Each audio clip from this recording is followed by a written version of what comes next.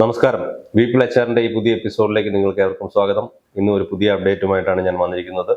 മറ്റൊന്നുമല്ല, EDLI എന്ന് പറയുന്ന ഒരു സംഭവത്തെ പറ്റി നിങ്ങൾ കേട്ടിട്ടുണ്ടാവും. എംപ്ലോയീസ് ഡിപ്പോസിറ്റ് ലിങ്ക്ഡ് ഇൻഷുറൻസ് എന്ന് പറയും. അതായത് EPFOയുടെ ഭാഗമായിട്ടുള്ള നമുക്കറിയാം, നമ്മുടെ EPF-ൽ പോകുന്ന എമൗണ്ട് EPF-ലേക്കും അതുപോലെ തന്നെ EPS എംപ്ലോയീസ് പെൻഷൻ സ്കീമിലേക്കും പോകുന്നുണ്ട്. അതുപോലെ തന്നെ EDLI എന്ന് പറഞ്ഞ് എംപ്ലോയർ ഒരു 0.5% നമുക്ക് വേണ്ടിയിട്ട് അടയ്ക്കുന്നുണ്ട്. EDLI എന്ന് പറഞ്ഞു കഴിഞ്ഞാൽ നമ്മൾ ജോലിയിലിരിക്കുമ്പോൾ PF മെമ്പർ ആണെന്നുണ്ടെങ്കിൽ അയാൾക്ക് എന്തെങ്കിലും സംഭവിക്കുകയാണെങ്കിൽ, മരണം സംഭവിക്കുകയാണെന്നുണ്ടെങ്കിൽ അദ്ദേഹത്തിന്റെ കുടുംബത്തിന് കിട്ടുന്ന ഒരു എമൗണ്ട്, ഒരു ഇൻഷുറൻസ് എമൗണ്ട് ആണ് EDLI എന്ന് പറയുന്നത്.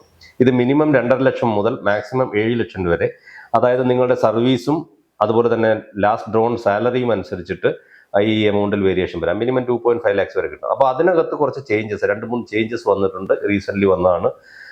ആ ചേഞ്ചസിനെ പറ്റിയാണ് ഞാൻ ഇന്ന് ഈ വീഡിയോയിലൂടെ പറയുന്നത്. മുമ്പ് EDLI ബെനിഫിറ്റ് കിട്ടണമെങ്കിൽ മിനിമം 1 year എങ്കിലും നമ്മൾ PF-ൽ മെമ്പർ ആയിരിക്കണം എന്നുള്ള ഒരു നിബന്ധന ഉണ്ടായിരുന്നു. ആ നിബന്ധനയിൽ ഒരു ചെറിയ ഇളവ് വരുത്തിയിട്ടുണ്ട്.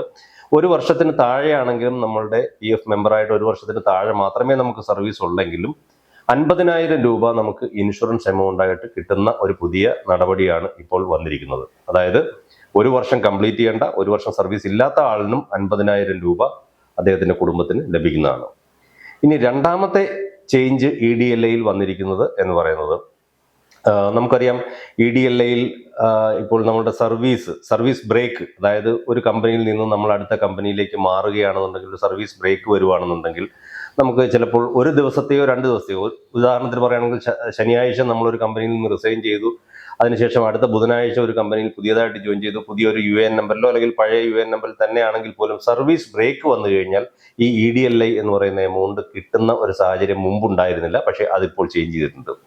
ഈവൻ 2 മാസം വരെയുള്ള സമയം നമുക്ക് അനുവദിച്ചിട്ടുണ്ട്. ഈ 2 മാസത്തിനുള്ളിൽ നമ്മൾ ഏതെങ്കിലും കമ്പനിയിലേക്ക് ചേഞ്ച് ചെയ്ത് കഴിഞ്ഞാലും, പുതിയ ഒരു ഓർഗനൈസേഷനിലേക്ക് മാറിക്കഴിഞ്ഞാലും നമ്മളുടെ സർവീസ് കണ്ടിന്യൂവേഷൻ പരിഗണിച്ചുകൊണ്ട് നമുക്ക് തീർച്ചയായിട്ടും ആ സർവീസിലേക്കുള്ള, അതായത് നമ്മുടെ ഇയർ കാൽക്കുലേറ്റ് ചെയ്തുകൊണ്ട് നമുക്ക് EDLI-യുടെ ബെനിഫിറ്റ് കിട്ടും. ബ്രേക്ക് വരില്ല എന്നുള്ളതാണ് രണ്ടാമത്തെ കാര്യം എന്ന് പറയുന്നത്.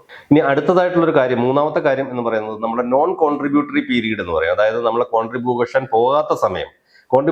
പോകാത്ത സമയം മുമ്പ് കോൺട്രിബ്യൂഷൻ പോയില്ല എന്നുണ്ടെങ്കിൽ ഓട്ടോമാറ്റിക്കായിട്ട് നമ്മുടെ EDLI ബെനിഫിറ്റ് കട്ടായി പോകുമായിരുന്നു. ഇപ്പോൾ 6 മാസം വരെ നമ്മുടെ കോൺട്രിബ്യൂഷൻ പോയില്ല എങ്കിലും അതിനുശേഷമാണ് നമ്മുടെ കോൺട്രിബ്യൂഷൻ വീണ്ടും പോകുന്നത് എന്നുണ്ടെങ്കിലും നമ്മൾക്ക് EDLI-യുടെ ബെനിഫിറ്റിന് എലിജിബിൾ ആണ് എന്നുള്ളതാണ് അടുത്ത ഒരു അപ്ഡേറ്റ് എന്ന് പറയുന്നത്. അപ്പോൾ ഈ 3 പ്രധാനപ്പെട്ട അപ്ഡേറ്റുകളാണ് EDLI-യുമായി ബന്ധപ്പെട്ട്, എംപ്ലോയീസ് ഡിപ്പോസിറ്റ് ലിങ്ക്ഡ് ഇൻഷുറൻസുമായിട്ട് ബന്ധപ്പെട്ട് EPF-ൽ വന്നിരിക്കുന്നത്. വർഷം തോറും ഏതാണ്ട് 10,000 മുതൽ 20,000 വരെ എംപ്ലോയീസിന് ഈ ബെനിഫിറ്റ് കിട്ടുന്നു എന്നുള്ളതാണ് കണക്കാക്കപ്പെടുന്നത്. കാരണം PF-ൽ മെമ്പറായിട്ട് ഇരിക്കുമ്പോൾ, അല്ലെങ്കിൽ PF-ൽ മെമ്പറായിട്ടിരിക്കുന്ന സമയത്ത് മരണപ്പെടുകയോ അല്ലെങ്കിൽ പെർമനന്റ് ഡിസബിലിറ്റി സംഭവിക്കുകയൊക്കെ ചെയ്യുന്ന കേസുകൾ ഏതാണ്ട് 10,000 മുതൽ 20,000 വരെ ഉണ്ടെന്നാണ് EPF കണക്കാക്കുന്നത്.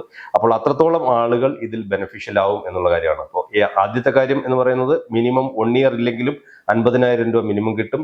രണ്ടാമത്തേത്, നോൺ കോൺട്രിബ്യൂട്ടറി പീരീഡിൽ 6 മാസം വരെ കോൺട്രിബ്യൂഷൻ പോയില്ല എന്നുണ്ടെങ്കിൽ നമ്മളെ സർവീസ് പീരീഡ് ആയിട്ട് കണക്കാക്കി EDLI-യുടെ ബെനിഫിറ്റ് കിട്ടും എന്നുള്ളതാണ്. മൂന്നാമത്തേത്, നമ്മൾ സർവീസ് ബ്രേക്ക് വരുമ്പോൾ, അടുത്തൊരു ഓർഗനൈസേഷനിലേക്ക് പോകുമ്പോൾ 2 മാസം വരെ സമയത്തിനുള്ളിൽ നമ്മൾ അടുത്ത കമ്പനിയിൽ ജോയിൻ ചെയ്യുകയാണെന്നുണ്ടെങ്കിൽ നമുക്ക് EDLI ബെനിഫിറ്റ് കിട്ടും എന്നുള്ളതാണ്.